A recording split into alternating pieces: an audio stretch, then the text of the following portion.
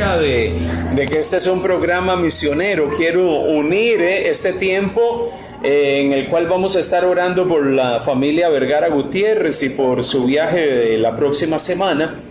Queremos aprovechar este espacio, así como el domingo pasado lo mencionamos durante el tiempo de la predicación, para recordar algunas cosas importantes, para recordar algunas cosas que son necesarias. Y este versículo de la Biblia siempre trae a mi mente y a mi corazón que siempre es bueno recordarnos algunas cosas. Recordar algunas cosas importantes, necesarias, que las pongamos en nuestro corazón, que las podamos meditar. Y este pasaje de la Biblia en 1 Corintios capítulo 10, vamos a leer básicamente el versículo 11, que dice lo siguiente. Dice la palabra del Señor: y estas cosas les acontecieron. Capítulo 10, verso 11 de 1 Corintios: y estas cosas les acontecieron como ejemplo y están escritas para amonestarnos a quienes han alcanzado los fines de los siglos. Y cuando yo leo este pasaje de 1 Corintios capítulo 10, verso 11, viene a mi mente qué es lo que Pablo estaba queriendo decir cuando dice que hay cosas que acontecieron y que nos sirven a nosotros como ejemplo. Pablo le escribe a los hermanos de Corinto y les dice: ¿saben algo? Hay cosas que acontecieron que a ustedes les sirven como modelo, están escritas y nos sirven para amonestarnos. En el caso muy particular de los corintios, Pablo les está recordando algunas cosas interesantes en cuanto a Israel y lo que aconteció con Israel mientras estaban en el desierto.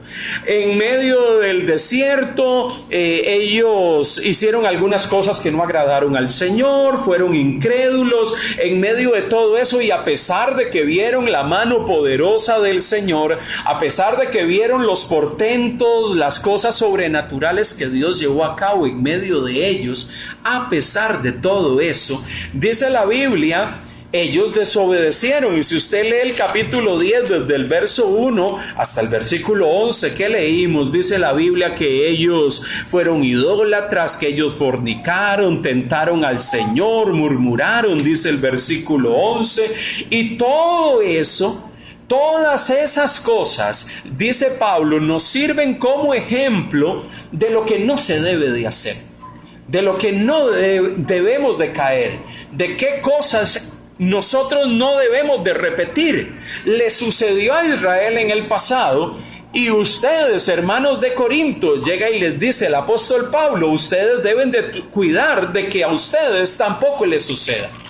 Mire, amados hermanos, el hecho de que Pablo les recordara a ellos ciertas cosas y que les diga y que les hubiese dicho, piensen en lo que les sucedió a Israel, lo bueno y lo malo, y de la experiencia de ellos nosotros tenemos que aprender. ¿Sabe? Yo le quiero preguntar algo. ¿Cuántos de ustedes han aprendido de las experiencias de la vida? ¿Cuántos de nosotros hemos tenido experiencias buenas, pero también algunas experiencias que no son tan buenas? ¿Cuántos de nosotros hemos vivido o hemos visto que otros han vivido circunstancias, y esas situaciones que otros han vivido nos han hecho reflexionar y darnos cuenta de que hay cosas que debemos de tener cuidado, hay cosas de las cuales debemos de abstenernos, hay cosas de las cuales debemos de cuidarnos? Yo quiero hoy, amados hermanos, a la luz de un pasaje como esto, que lo pongo como un ejemplo. Israel fue un ejemplo para los hermanos de Corinto. Hubo cosas que ellos vivieron en medio del desierto. Les dice Pablo que ustedes deben de tener presente en su vida. Deben de tener, y esas cosas nos deben de amonestar, nos deben de recordar que hay cosas que no se hacen, nos deben de recordar que hay cosas que debemos de mantener la distancia, debemos de tener cuidado, debemos de no hacer, debemos de no caer en ellas. ¿Sabe? Nosotros no somos la excepción. Usted y yo no somos la excepción de mirar hacia el pasado, mirar las cosas que han pasado, que están citadas en la Biblia, e inclusive algunas cosas que podemos mirar a lo largo de la historia del cristianismo, que nosotros debemos de examinar, de mirar, de pesar y decir, nosotros no podemos caer en lo mismo. ¿Saben? La experiencia de los hombres y de las mujeres, la experiencia de Israel en la Biblia, a nosotros nos sirve como ejemplo. Pero también la experiencia que nosotros hoy como creyentes y como hijos de Dios podemos mirar a lo largo de la historia, nos sirve también como un referente para tener cuidado en el presente de algunas cosas. Y yo quiero hablarle de algunas de esas cosas. Le quiero hablar a la luz de lo que el domingo pasado hablábamos. El domingo pasado compartimos a nivel de la predicación acerca de que esta semana y precisamente hoy estamos celebrando 499 años de la Reforma Protestante.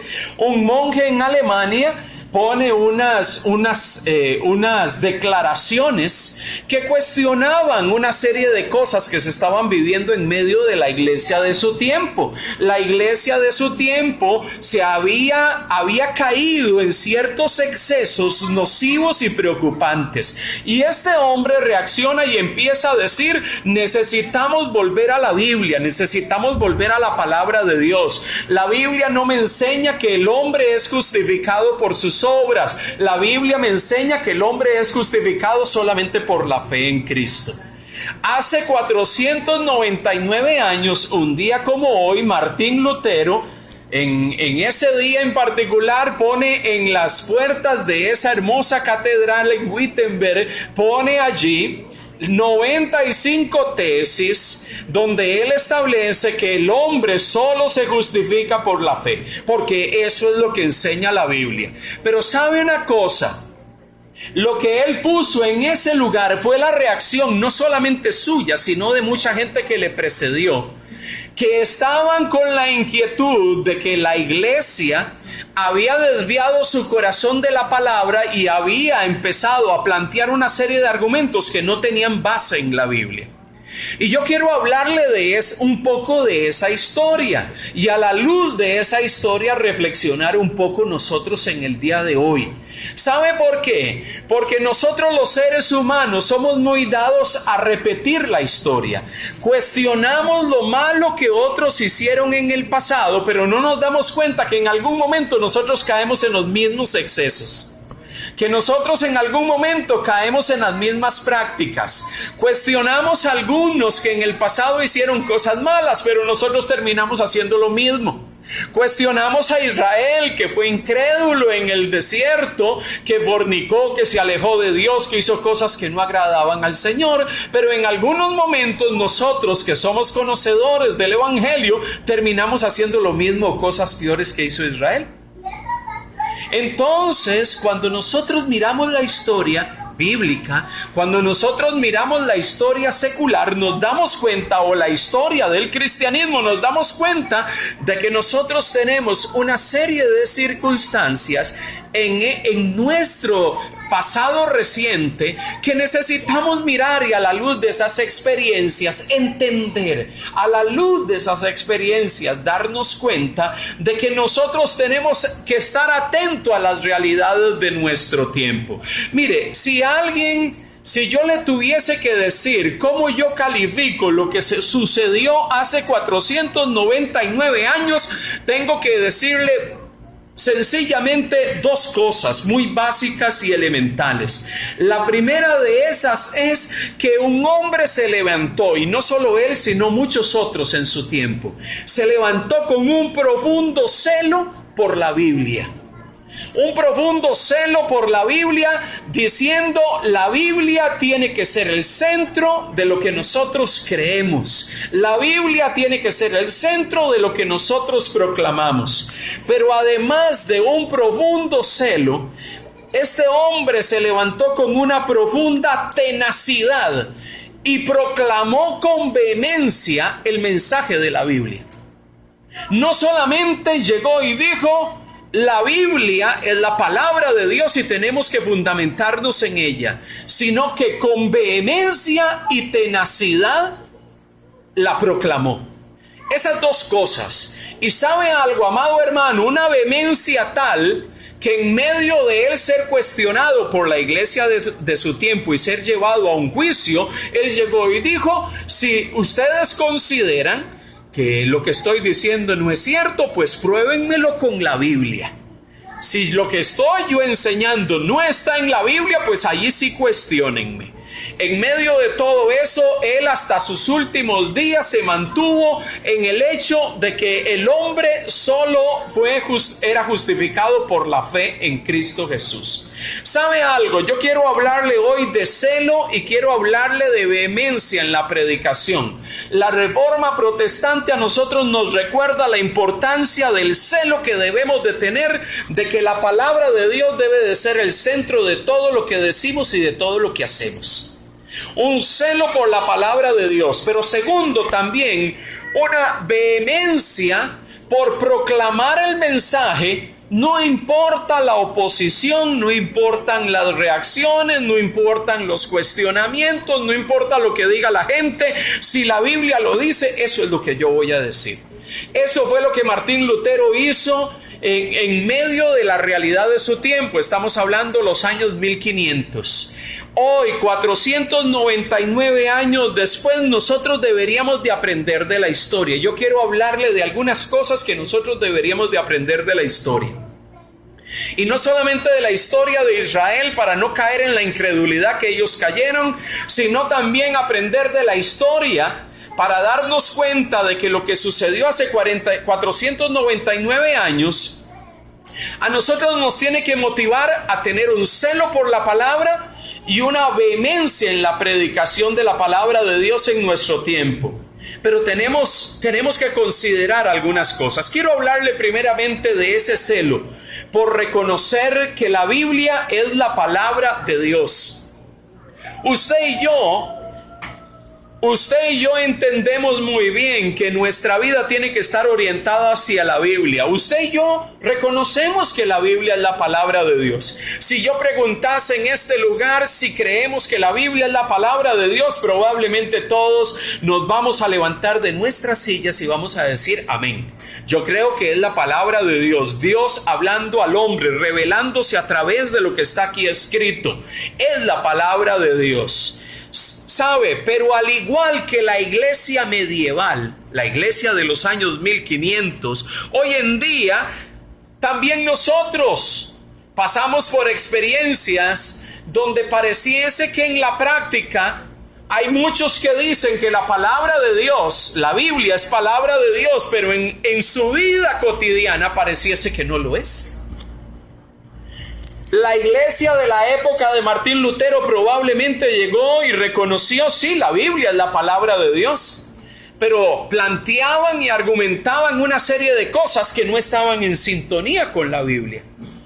En medio de todo eso, nos exponemos ante la realidad de que reconocemos que la Biblia es la palabra de Dios. Y probablemente usted y yo tengamos un rotundo amén para eso. La Biblia es la palabra de Dios. Recordamos pasajes de la Escritura que nos dice, como segunda de Timoteo capítulo 3 versículos 16 y 17, y si quiere lo anota allí para que tenga esa referencia. Toda la Escritura es inspirada por Dios.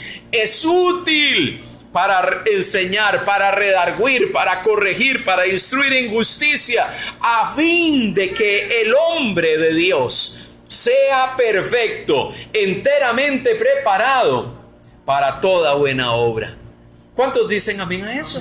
La Biblia es la palabra de Dios. La Biblia tiene la capacidad de instruirnos, de enseñarnos, de corregirnos, de instruirnos. Hace al hombre de Dios y a la mujer de Dios gente enteramente preparada para toda buena obra. La palabra de Dios nos perfecciona para que usted y yo podamos operar y movernos en el ámbito de lo que Dios quiere. Nos prepara, nos capacita, nos perfecciona. ¿Reconocemos eso?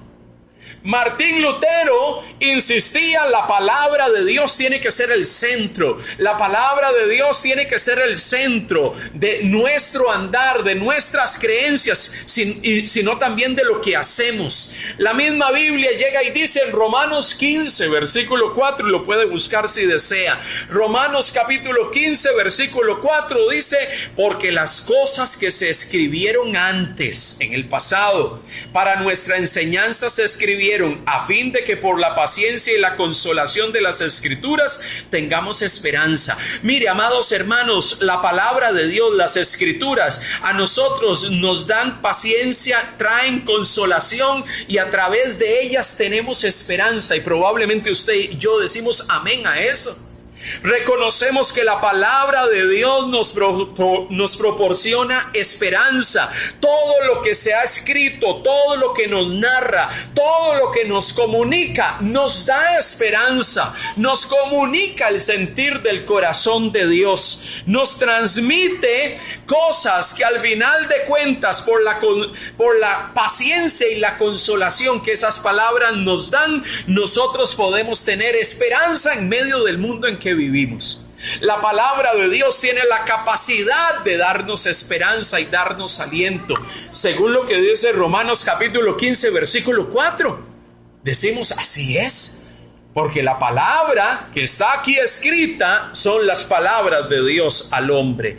Leemos Hebreos 4:12 que dicen, la palabra de Dios es viva y eficaz y más cortante que espada de dos filos.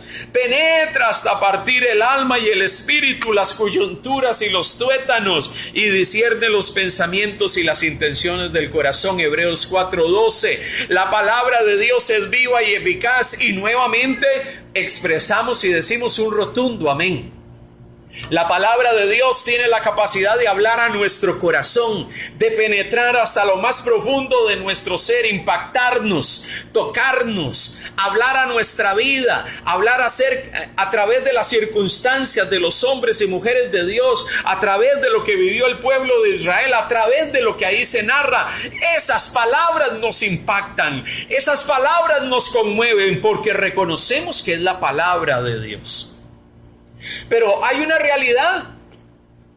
Nuestros días, y a pesar de que Martín Lutero en su época motivó e instó a la gente de que necesitábamos volver a la Biblia como norma de autoridad y basar lo que creemos en lo que ella dice, asimismo nosotros hoy, amados hermanos, necesitamos recordar esa verdad todos los días. ¿Por qué?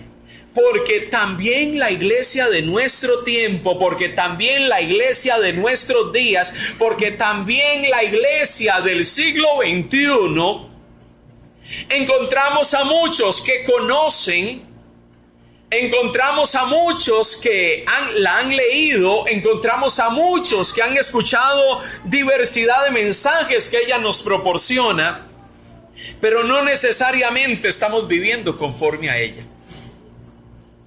En un tiempo como el nuestro, amado hermano, donde tenemos acceso a la palabra de Dios impresa, digital y de diversas formas, hoy en día pareciese aún e inclusive en medio de la iglesia del Señor, que la palabra de Dios no está teniendo una cabida tan intensa, tan vehemente y tan fuerte en medio de nosotros.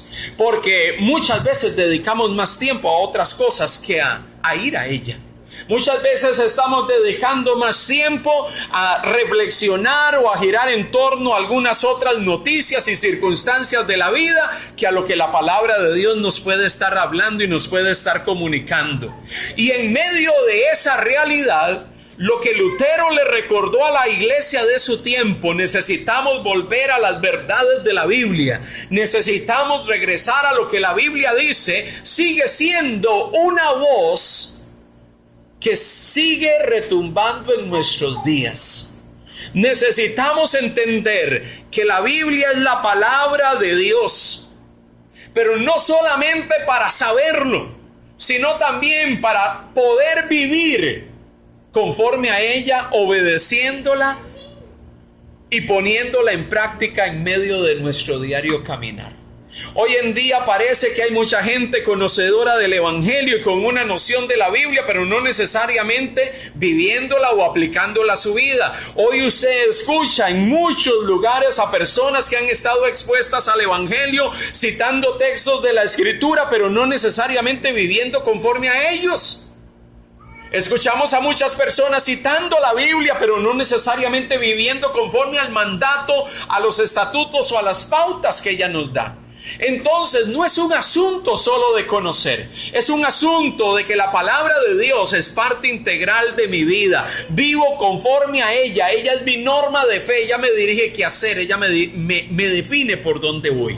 Entonces lo que Lutero le dijo a la iglesia de su tiempo sigue siendo una voz que nos habla a nosotros en el presente y nos sigue recordando: la Biblia es la palabra de Dios, pero no solamente para que tengas una noción intelectual de eso, sino para que puedas decidir vivir conforme a ella y obedeciendo el mandato de Dios que se nos da a través de ella. Entonces, hoy en día, probablemente muchos púlpitos se convierten en muchos púlpitos similares a los púlpitos de Wittenberg. Hoy en día hay mucha gente que está constantemente recordándonos la importancia de la palabra de Dios y la importancia de obedecerla y vivir conforme a ella. ¿Sabe? Esos hombres y mujeres son Martín Lutero de nuestro tiempo. Reformadores y hombres que en su momento nos recordaron esa verdad, y hoy en día hay muchos que seguimos insistiendo que esa verdad tiene que seguir siendo repetida a la iglesia, porque nos podemos estar olvidando de eso.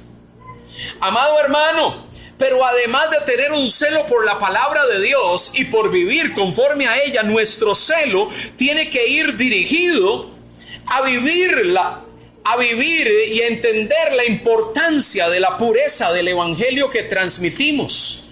Mire, amado hermano, hoy en día, cuando hablamos de pureza del evangelio, hoy en día hay un término que está en la Biblia y que hoy yo se lo escucho a mucha gente. Hoy en día, mucha gente habla de sana doctrina.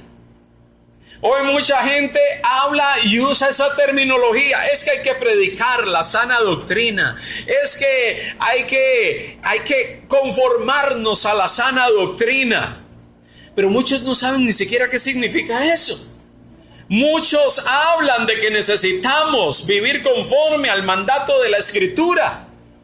Y instamos, alentamos, motivamos a otros. Animamos a otros a vivir bajo los preceptos de la Biblia, pero muchas veces yo no estoy viviendo conforme a ellos. Animo a otros a que vivan sintonizados con lo que Dios está hablando, pero yo no estoy viviendo conforme a lo que Dios me está hablando. Entonces, hablar de sana doctrina es un asunto cuando hablamos del celo por la pureza del mensaje que estamos proclamando. Hoy mucha gente habla de sana doctrina, pero le tengo la noticia que hasta los mormones hablan de sana doctrina. Cuando ellos están en medio de un enredo de enseñanzas y de locuras.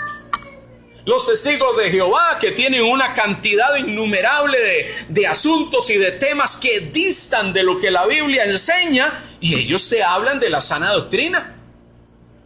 Entonces, cuando nosotros hablamos de la sana doctrina, estamos hablando de aquello que está conforme a la Biblia. Aquello que ha sido dicho por el Señor y que usted y yo tenemos que ir, entender, comprender y saber que es la realidad que el Evangelio y la palabra del Señor nos transmite. Pablo le dijo a Timoteo, quiero recordarles la palabra de Pablo a dos hermanos, a dos creyentes del siglo I. Uno de ellos era Tito. En Tito capítulo 2 versículo 1, Pablo le dice a Tito: pero tú habla lo que está de acuerdo con la sana doctrina. Le dice Pablo a Tito, habla lo que está conforme a la sana doctrina. Aquello que te fue enseñado, aquello que te fue comunicado, aquello que Jesús transmitió a los discípulos, a sus apóstoles, y que ellos nos enseñaron a nosotros. Esa sana doctrina, esa enseñanza fundamentada en Cristo y en la cruz, persiste en hablar habla de esto y que todo lo que tú hables esté de acuerdo con la sana doctrina, le dice Pablo a Tito en el capítulo 2, versículo 1. Pero mire lo que le dice Pablo a Timoteo.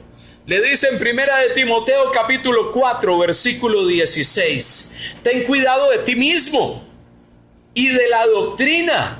Persiste en ello, pues haciendo esto se salvarás a ti mismo y a los que te oyeren. Dices primera de Timoteo capítulo 4 versículo 16.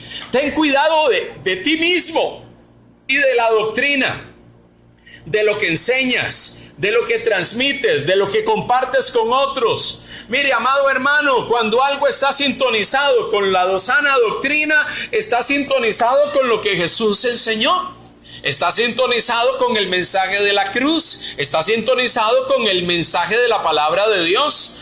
Si usted y yo escuchamos un mensaje que no está en armonía con el mensaje de la Biblia, eso no puede ser sana doctrina. Si usted escucha un mensaje que dista de ser corroborado por la Escritura, porque no tiene fundamento en la Escritura, usted a eso no le puede decir sana doctrina.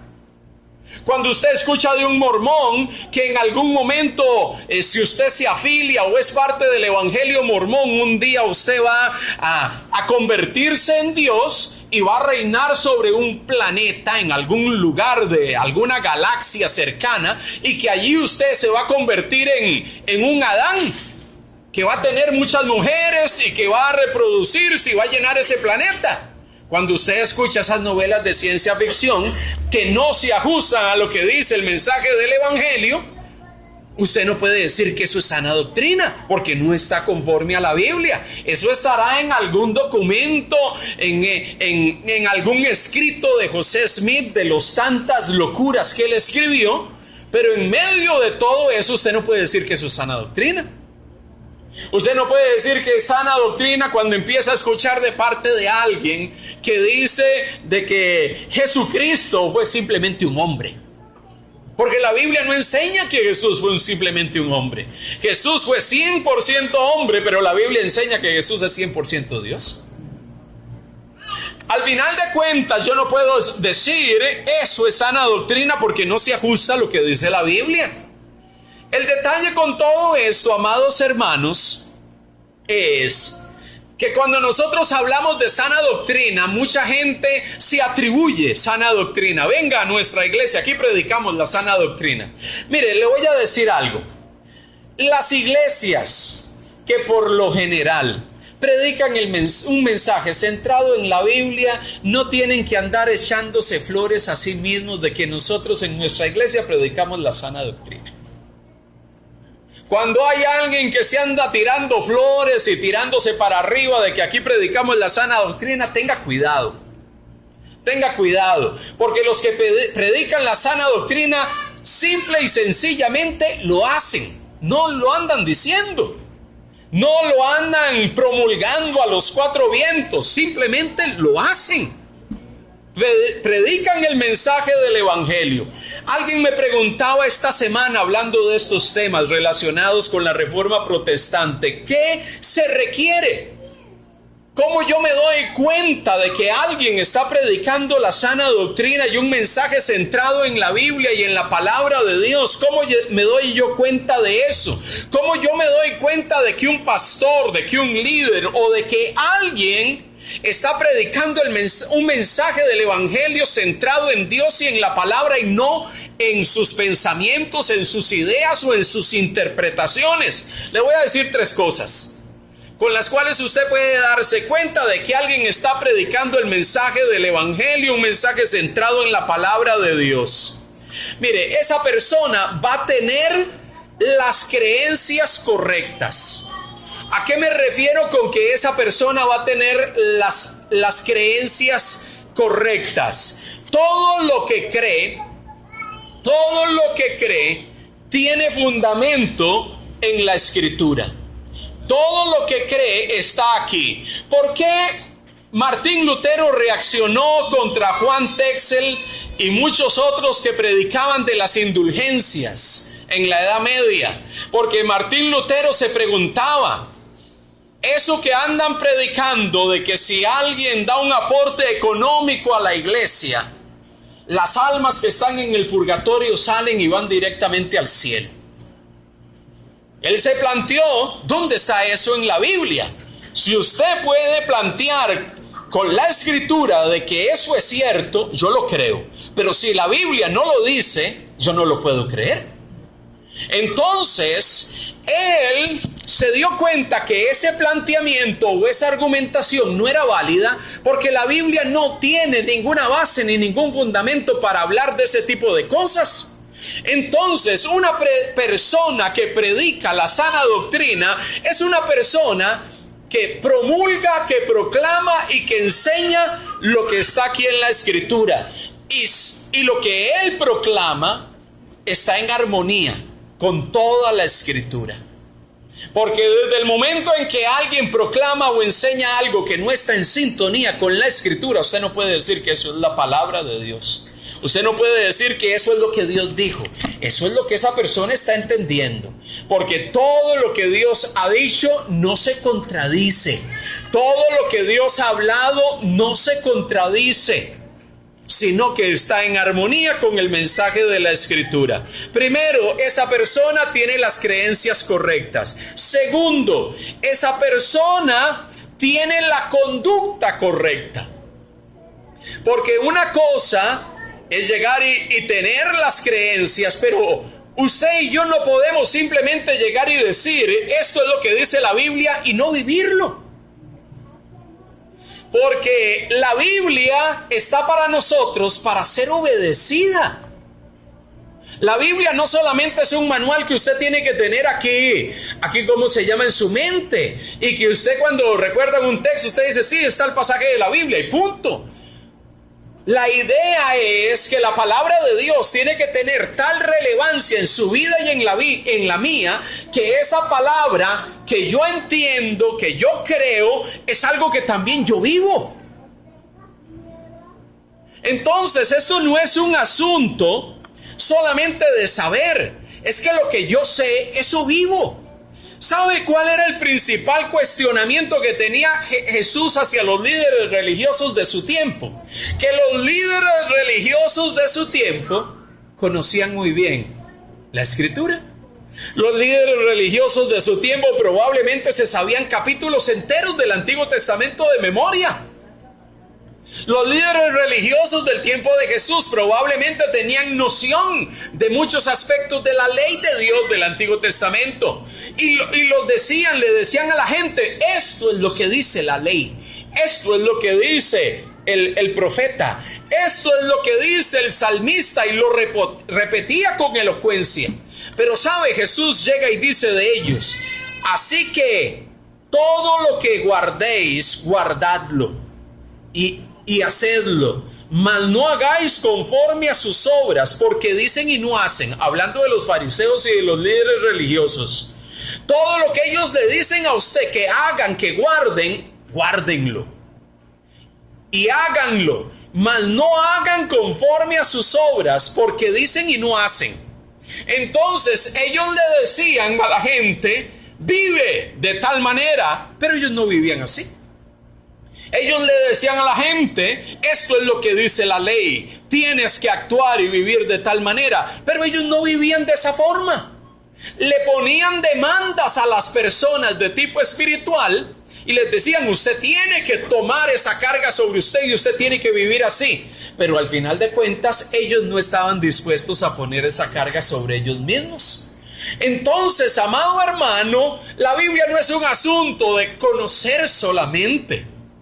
Porque yo puedo conocer y puedo decirle e inclusive demandarle a otros que vivan conforme a eso que dice la Biblia y yo no vivirlo. Decirle a las personas, tienes que orar, pero yo no oro. Decirle a las personas, tú tienes que caminar de tal manera en la vida para que agrades a Dios, pero yo no estoy caminando de esa forma. Mire que todo esto que estamos hablando en cuanto a la sana doctrina, necesitamos retomarlo. Martín Lutero no fue solamente alguien que se levantó y dijo, mire, esto es lo que dice la Biblia. Él procuró empezar a vivir conforme a eso.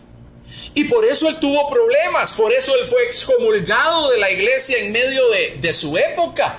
¿Por qué? Porque él hasta el último momento llegó y dijo: la Biblia es la palabra de Dios y debemos de tener un celo por ella, pero un celo no solamente para tener esa información en nuestra mente, sino un celo para vivir conforme a lo que Dios nos manda. Mire, uno de los principales errores que usted y yo podemos cometer hoy en nuestro tiempo es ese. Y que la Reforma Protestante nos enciende una campana de alerta para que tengamos cuidado. Podemos ser muy conocedores del mensaje, pero no estar viviendo conforme a él. Y al final de cuentas, terminamos siendo como aquellos a los cuales Martín Lutero cuestionó. Y al final de cuentas entendemos muy bien lo que dice la Biblia o lo que sucedió en el tiempo de Lutero, pero no nos estamos percatando que nosotros estamos en la misma condición que la iglesia del año 1500. Conocíamos muy bien la información, conocíamos muy bien la palabra, pero no estábamos viviendo conforme a ella. ¿Sabe algo, amado hermano? Esto nos debe de retar, nos debe de animar, nos debe de inquietar. ¿Sabe? Estamos hablando de las creencias. ¿Cómo yo me doy cuenta que alguien está enseñando la sana doctrina cuando las creencias, lo que define la Biblia, lo entiendo, lo conozco? Pero no solamente lo conozco, segundo, lo vivo. Porque mi conducta pone de manifiesto lo que la Biblia enseña. Tercero, tiene que ver con un aspecto ligado con las emociones y tiene que ver con los sentimientos. Mire, todos nosotros nos acercamos a la Biblia con un elemento emocional. Porque todos nosotros llegamos en algún momento a la Escritura y llegamos a la Escritura con nuestras propias realidades, con nuestros propios problemas, con nuestras propias luchas, con nuestras propias circunstancias. Pero ¿sabe? Aun cuando yo llego con mis propias realidades a la palabra de Dios, yo tengo que reconocer que no son mis sentimientos los que tienen que predominar, sino lo que Dios dice. Al final de cuentas, yo puedo acercarme en medio de una terrible crisis en mi vida. Yo puedo acercarme a la palabra de Dios en medio de tiempos difíciles, buscando dirección de Dios. Que al final de cuentas Dios quiere que usted y yo podamos no dejarnos guiar por nuestras emociones, sino guiarnos por lo que Dios quiere. Porque en algún momento nuestras emociones me pueden decir: ve por el camino de la izquierda, pero la palabra de Dios me está diciendo: ve por el camino de la derecha. Y cuando yo me acerco con mis emociones, la pregunta es: ¿qué es lo que predomina? ¿Predominan tus emociones? No, yo voy a hacer lo que yo siento. Y lo que yo siento es irme por el camino de la izquierda. Pero Dios te está diciendo: no, tienes que tomar el camino de la derecha. Cuando usted y yo vivimos conforme a la sana doctrina, aún en el aspecto emocional, nosotros sabemos cuál es el lugar que ocupan nuestras emociones. Nuestras emociones no pueden estar por encima de la palabra. Porque en un momento, mire, nosotros los seres humanos somos gente tan cambiante. Nosotros los seres humanos somos gente que fluctuamos tanto en medio de nuestros emocionalismos. Hoy amanecimos contentos, pero puede ser que el otro domingo amanecimos como alfombra. Hoy amanecí feliz de la vida alabando a Dios, y el otro domingo amanecí que no quiero ni abrir mi boca en medio de las circunstancias. Nosotros somos muy dados a dejarnos llevar por las emociones. El lunes en la mañana me levanto para el trabajo, gloria al Señor, y usted va encendido, aquello parece una hoguera para el trabajo, gloria a Dios. Pero el lunes siguiente usted puede ir cabizbajo, agotado, sufrido, angustiado. ¿Por qué? Porque las emociones nos controlan. Muchas veces las emociones nos guían. Alguien que vive conforme a la sana doctrina sabe que en medio de tiempos buenos y en tiempos malos, el Señor sigue siendo el Señor. Dios sigue en control de todo. Él sigue estando presente, aun cuando estoy teniendo tiempos buenos, aun cuando estoy teniendo tiempos malos. ¿Por qué? Porque la Biblia me lo dice.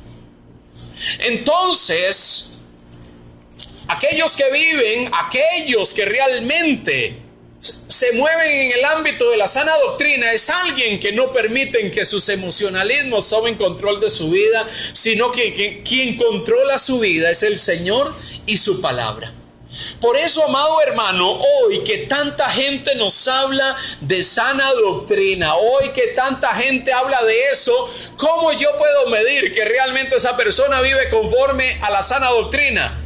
Evalúe lo que cree. Segundo, evalúe cómo se conduce y cómo vive. Porque si la sana doctrina es parte de su vida, no solamente la va a conocer, la va a vivir. Y tercero, esa persona no va a vivir sujeta a sus emocionalismos. Esa persona va a vivir sujeta al control de Dios, y esa persona va a operar bajo el propósito de Dios en todo momento y no se va a dejar dominar por sus emocionalismos. Mire, amado hermano, el celo que tenía Martín Lutero era de recordar la palabra de Dios. Debe ser nuestro centro. Nosotros debemos de vivir conforme a la sana doctrina, entenderla, conocerla, vivirla. Pero también nosotros debemos, Lutero decía, debemos de tener pasión por la palabra. La palabra debe llevarnos a conocerla, a vivirla y a someternos a lo que ella nos dice. Mire, alguien que tiene el celo de Dios en su corazón es alguien que vive con pasión. Y cuando alguien tiene pasión por algo, ¿qué sucede? ¿Qué sucede cuando alguien tiene pasión por algo? Mire, si usted tiene pasión por su trabajo, usted hace las cosas de la mejor manera. Si usted tiene pasión por aquellas actividades que usted lleva en su vida diaria, usted va a hacer las cosas y las va a hacer siempre conforme a lo que Dios quiere. Porque usted quiere hacerlas bien y para la gloria de Dios. Mire, amado hermano, cuando tenemos pasión, hablamos la palabra, vivimos la palabra, nos sometemos a Dios. La iglesia de nuestro tiempo tiene que retomar eso, no solamente conocer. Muchas veces tenemos nuestro tiempo de estudio bíblico y mucha gente podría pensar, bueno, pero es que ahí adquirimos conocimiento. Mire, si usted piensa que reunirnos los miércoles a estudiar la palabra es solamente para obtener más información de la Biblia, estamos en graves problemas. Usted está conociendo la palabra de Dios porque ella tiene que ser real en tu vida, y tu vida tiene que ver, tu conducta tiene que verse afectada por la palabra de Dios. Porque si no es así, nosotros estamos viviendo o caminando una vida cristiana así como muchos de aquellos a quienes cuestionamos. Martín Lutero no solamente cuestionó a la gente, sino que él vivió conforme al mensaje que él proclamó y que estaba en la escritura. Él llegó y dijo, y con esto no estoy queriendo decir que Martín Lutero era un hombre perfecto. Él era un hombre tan imperfecto como usted y como yo, pero un hombre cuyo celo y cuya pasión lo llevó a procurar agradar a Dios y a poner a Dios como el centro de su vida. Y probablemente esto nos lleva a reflexionar y a meditar en nuestro corazón. ¿Es usted ese tipo de personas que, así como el salmista en el Salmo 119, verso 97, nos levantamos y decimos, oh, cuánto amo tu ley? Todo el día es ella mi meditación. ¿Cuántos de nosotros nos podemos levantar y decir cada día, Señor, yo amo tu ley? Yo amo lo que tú dices, yo amo lo que tú hablas, yo amo lo que tú me estás transmitiendo. Amado hermano, alguien que tiene pasión reacciona así.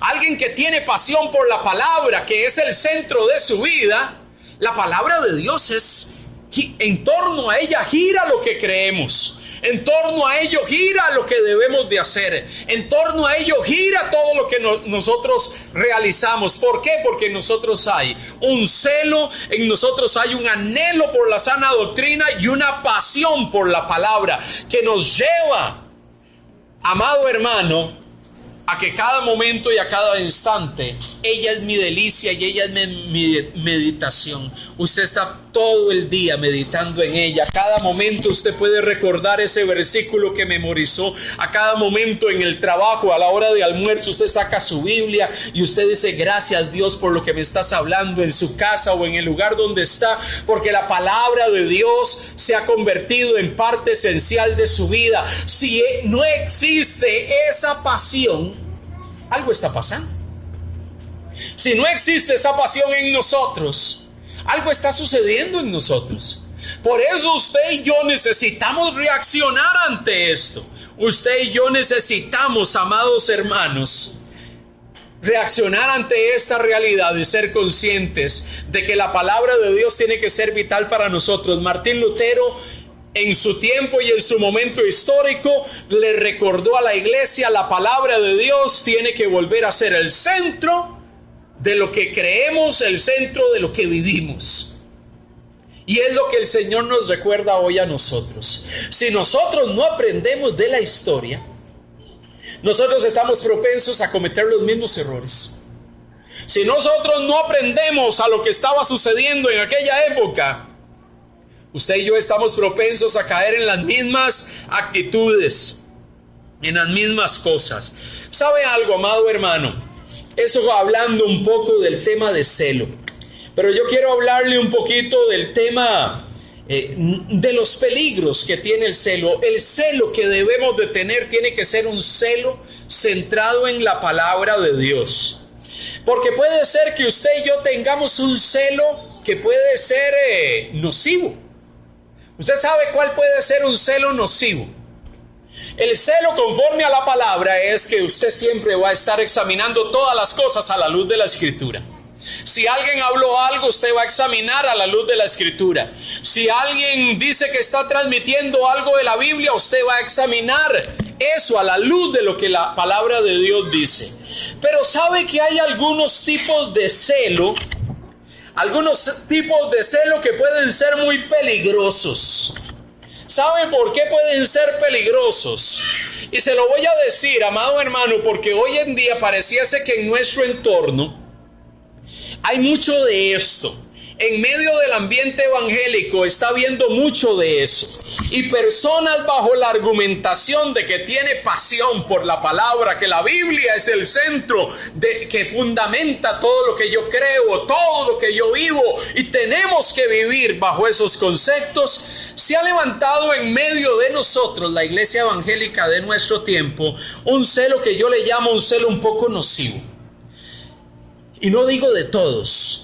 Un celo que está llevando a algunos a no hacer una distinción cuidadosa entre algunas cosas en nuestro medio. Yo logro entender cuando alguien llega y dice: no, es que debemos de preocuparnos cuando alguien no está enseñando conforme a la Biblia. Yo digo amén a eso. Pero sabe, se ha levantado un celo tal en medio de nosotros, en medio de algunos, en la iglesia del Señor en general, que los ha llevado al punto de no hacer una distinción entre lo primario y lo secundario, entre lo relevante y lo que no es relevante, entre aquellas cosas que son fundamentos de nuestra fe y cosas que no son fundamento de la fe. Entonces usted ve a algunas personas que tienen un tremendo celo por las verdades de la Biblia. Amén a eso. Porque la Biblia, cuando habla acerca de la obra de Cristo en la cruz, es clara y es directa. La Biblia enseña verdades sobre la obra de Jesús en la cruz que usted y yo tenemos que plasmar y decir como están en la Escritura. Y para mí ese es un concepto fundamental. Pero hoy en día parece que empezamos y estamos generando un debate, una pugna y una tensión horrorosa por cosas secundarias. De que si fulanito de tal en tal iglesia bautizan a la gente de tal forma, y aquí en esta otra iglesia lo hacen de tal otra forma. De que en tal iglesia celebran la cena del Señor de tal manera y en otra iglesia lo hicieron de tal otra forma. Entonces, gente que celebra la cena del Señor de una forma, un ejemplo, con jugo de uva, llegan y dicen: no, es que aquella otra iglesia lo hicieron con ¿cómo se llama? De esas gaseosas. ¿Ah? Con Kool-Aid. ¿Ah? Y eso es abominación.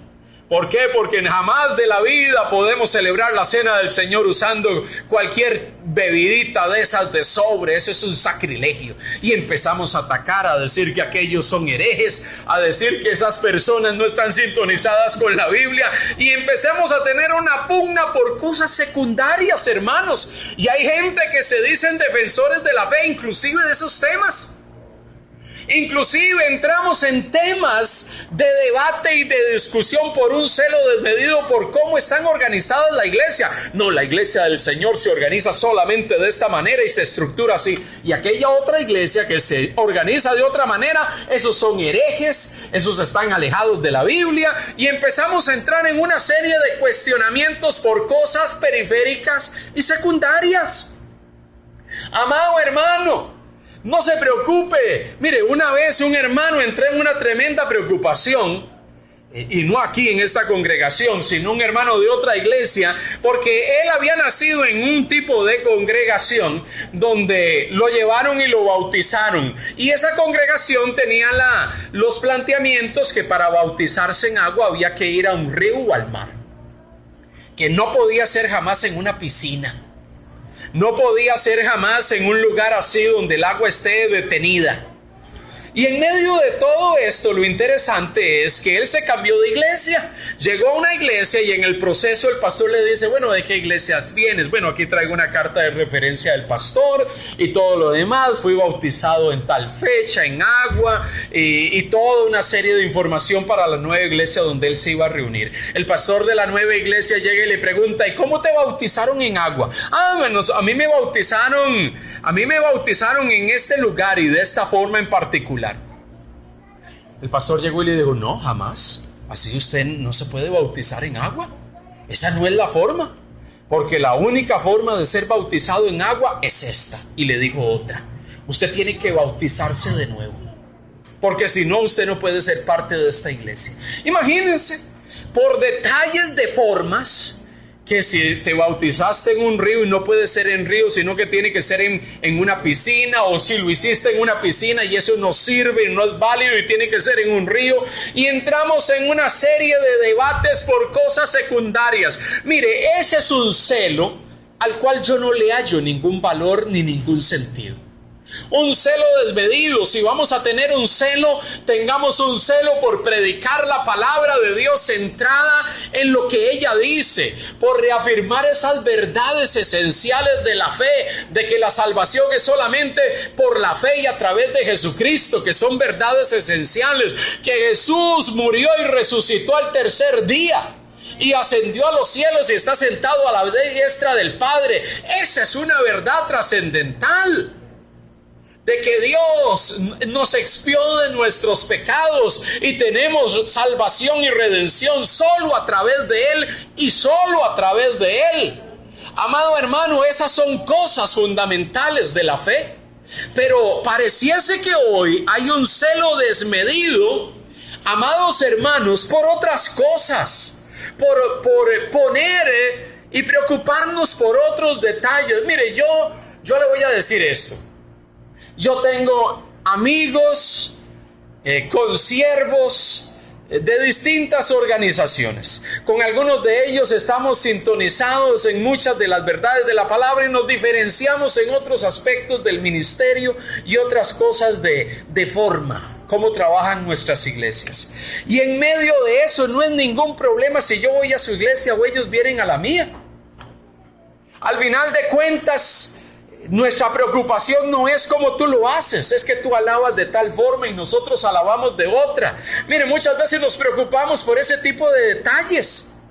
Y yo creo que nosotros, nuestro celo, tiene que ser un celo fundamentado realmente en la palabra, en las verdades básicas de la fe. No en asuntos, amado hermano, que al final de cuentas lo único que generan es debate. Y mi mayor preocupación, hermanos, es que muchas veces en medio de esas diferencias periféricas o secundarias nos agredimos y nos ofendemos como creyentes. Entonces, si tú no haces las cosas como yo las hago, tú eres un hereje, tú eres un ignorante bíblico, tú no sirves para nada, tú eres un incapaz, tú no conoces la Biblia, y empezamos a usar todo tipo de adjetivo para descalificar, ofensivo, grosero, fuerte, y que al final de cuentas no muestran ningún tipo de gracia.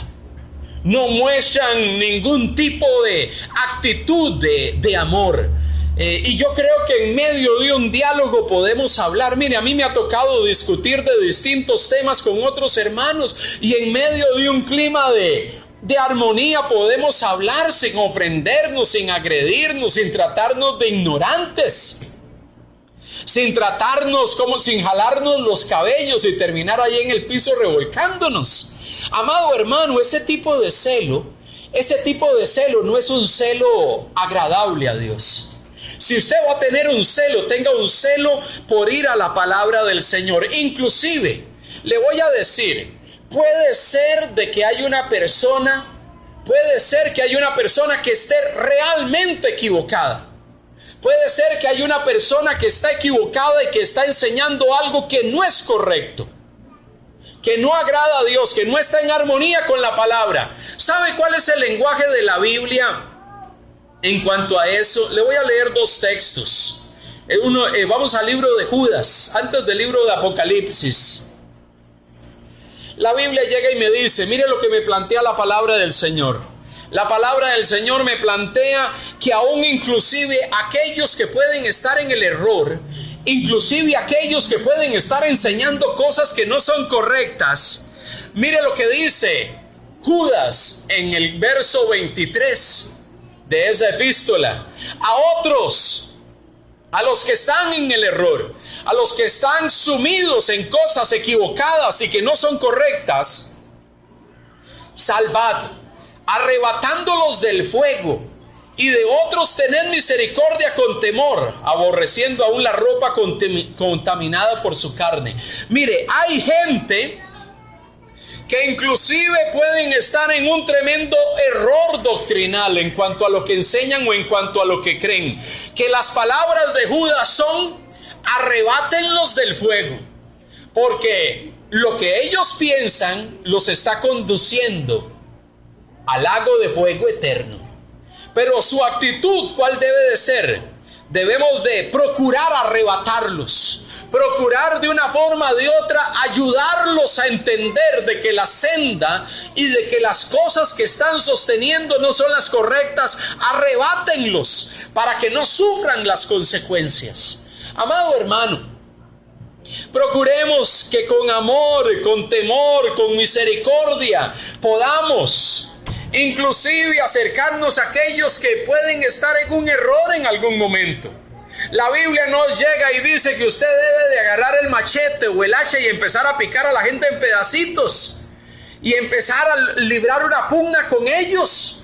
No, la Biblia dice que si alguien está en el error y ese error puede traer consecuencias sobre su vida, arrebátenlos del fuego.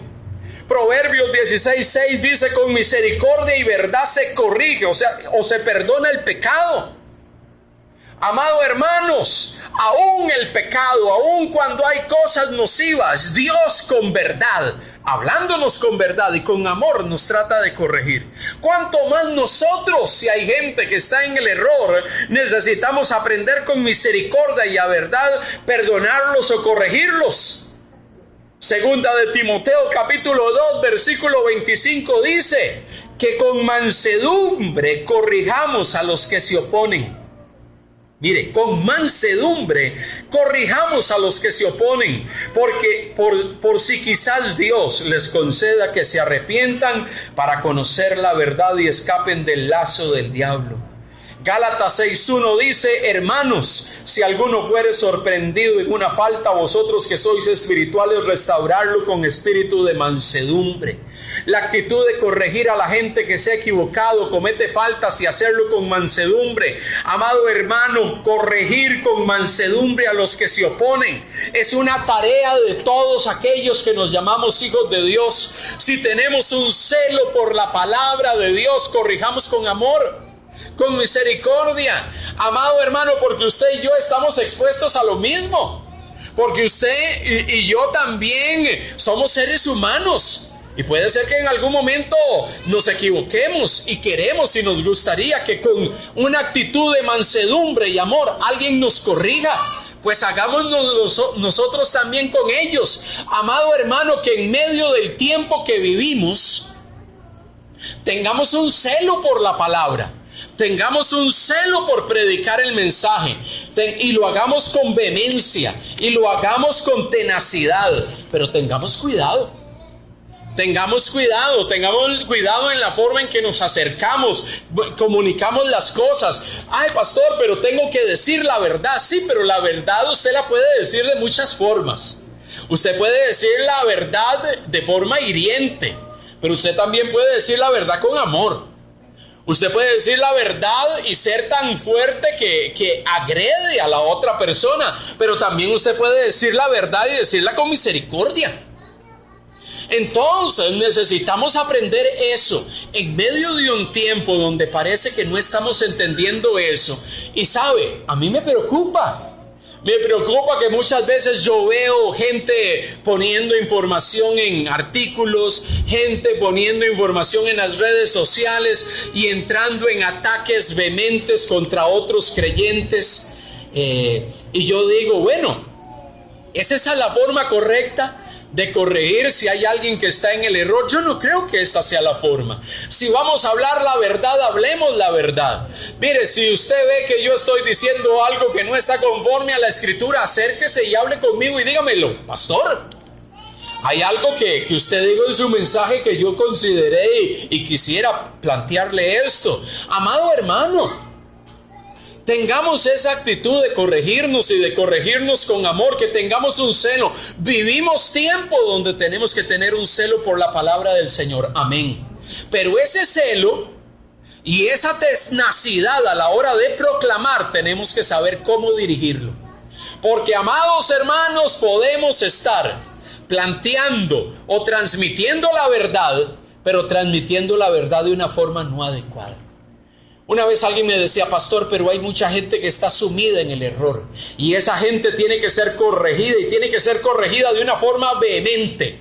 Sí, habrán momentos donde usted tiene que ser muy claro con las personas, pero eso no quita, eso no significa que usted va a ser irrespetuoso, eso no significa que usted va a ser ofensivo, eso no quita que usted empiece a tomar una actitud reprochable. Cuando usted y yo debemos de ser testimonio, aun cuando nos toque corregir a otros que están en el error. Hagámoslo, sepamos hacerlo. Yo lo que observo en nuestros tiempos, amados hermanos, es que muchos hablan de un profundo celo por la palabra, pero su celo puede ser que los está llevando a ciertos extremos nocivos. Mire, amados hermanos, corrijámonos, exhortémonos, alentémonos, pero hagámoslo con amor. Hagámoslo de la forma correcta. Inclusive yo me incluyo dentro del combo. Si usted me tiene que llamar la atención o alentarme en cuanto a un tema en particular, hágalo con toda libertad. Pero hagámoslo en amor. Hagámoslo en amor. Vivimos tiempos donde necesitamos alentarnos los unos a los otros y necesitamos retomar mucho del celo que se vivió hace 499 años, de que la Biblia tiene que ser el centro de lo que creemos. Pero también, amado hermano, tenemos que tener un celo según la verdad que nos permita hablar las cosas y hablarlo de la forma correcta. Hablarlo de la forma correcta. Si tenemos que corregir, corrijamos. Si tenemos que exhortar, exhortemos. Si tenemos que arrebatar a algunos que van por el camino del error, arrebatémoslos. Pero sepamos hacerlo. Hagámoslo con amor, hagámoslo con mansedumbre, hagámoslo con una actitud de un hijo y de una hija de Dios. Retomemos la verdad que la palabra tiene que ser el centro de lo que creemos. Que la palabra de Dios es el centro de lo que vivimos. Que la palabra de Dios es el centro de nuestra vida, la que está por encima de nosotros y nos sirve como norma y como guía. Pero aprendamos no solo a proclamarla, sino a vivirla. Y que si la vamos a usar para corregir a otros, lo hagamos con amor. Una vez alguien me planteaba: pastor, pero Lutero no le habló con mucho amor a la gente de su tiempo. Él fue duro, él fue directo. Sí, probablemente sí lo hizo, pero en su corazón había un profundo deseo que esas personas pudiesen entender la verdad de la palabra del Señor. El hecho de que él fue vehemente y fuerte y tenaz hasta el último de sus días no significa de que debemos de ser ofensivos. Yo le aliento para que la palabra de Dios siga siendo nuestra norma, la palabra de Dios siga siendo nuestra brújula, que vivamos, que ella nos ayude a vivir, que nos defina el norte, que operemos y la obedezcamos, pero que también nos permita, amados hermanos, corregir a otros en amor, e inclusive que nosotros mismos podamos ser corregidos con amor por ella. Amén, hermanos. Celebremos y recordemos tiempos como estos, haciendo memoria de lo que sucedió y sabiendo que toda esa historia nos deja una enseñanza. No repitamos lo negativo, pero sí repitamos lo positivo y las cosas que Dios pudo haber enseñado. Hoy Dios sigue hablando a nosotros, la iglesia, y sigue hablando a nuestro propio tiempo y a nuestras propias realidades. Oro al Señor para que el Señor le inquiete, le motive, le inste, y que podamos seguir aferrados a la palabra. Y como dijo el salmista: oh, cuánto yo amo tu palabra. Que usted y yo podamos despertar una pasión por ella y las verdades que la palabra de Dios nos transmite cada día. Amén, hermanos. Vamos a orar y vamos a ponernos de pie. Queremos cerrar nuestro tiempo. Queremos orar por Oli y Marta. El tema de hoy pues es un énfasis de orar por aquellos que están en el campo, y queremos también aprovechar para orar por ellos. Amén.